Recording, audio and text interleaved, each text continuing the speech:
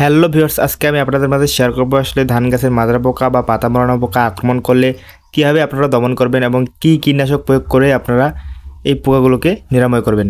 তো ভিউয়ার্স, সেটা সম্পর্কে আজকে আমি আপনাদের মাঝে বিস্তারিতভাবে আলোচনা করব। তো ভিউয়ার্স, সাধারণত ধানের জমিতে মাজরা পোকা সর্বোচ্চ আক্রমণ দেখা দেয়। কুশি পর্যায় থেকে কায়স্থর অবস্থায় মাজরা পোকা বেশি আক্রমণ করে।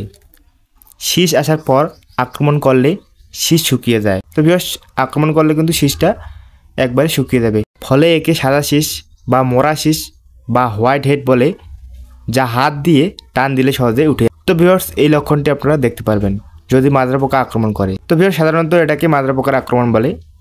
চারা রোপণের 40 থেকে 60 দিনে ধানের জাত ভেদে, তাই এই সময় আগাম প্রতিষেধক হিসাবে নিম্নলিখিত ব্যবস্থা গ্রহণ করতে পারেন।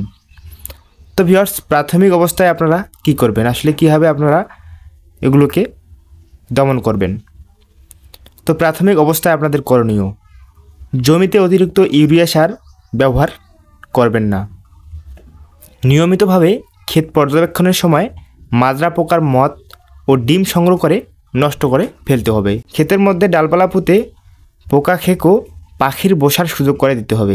তো ভিউয়ার্স, অবশ্যই আপনারা এই পদ্ধতি অবলম্বন করবেন। তো ভিউয়ার্স, আক্রমণের তীব্রতা বেড়ে গেলে আসলে কী করবেন, তো আপনাদের করণীয় কী।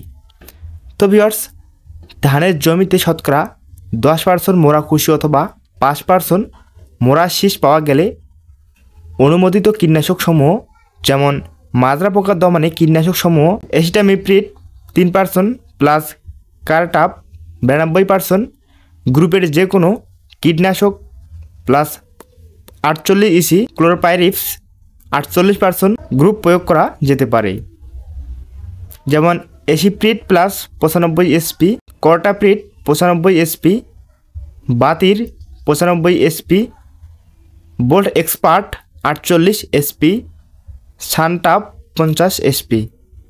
তো ভিউয়ার্স, যে কোনো ভালো মানের কোম্পানির ওষুধ অনুমোদিত মাত্রায় প্রয়োগ করতে হবে। তো ভিউয়ার্স, প্রয়োগের সময় হচ্ছে যে অবশ্যই আপনারা বিকেলের মধ্যে আপনারা স্প্রে করবেন।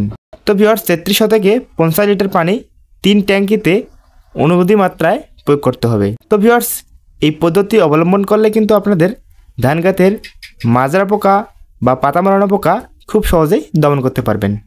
তো ভিউয়ার্স, এই ছিল আজকের মূল ভিডিও। তো ভিউয়ার্স, যারা আমাদের ইউটিউব চ্যানেলের নতুন দর্শক, অবশ্যই আমাদের ইউটিউব চ্যানেলটি সাবস্ক্রাইব করে আমাদের পাশে থাকবেন, এবং যারা ফেসবুক পেজ থেকে আমাদের ভিডিওটি দেখতেছেন, অবশ্যই আপনারা আমাদের ফেসবুক পেজটি ফলো দিয়ে আমাদের পাশে থাকবেন। তো সকলেই ভালো থাকবেন, সুস্থ থাকবেন।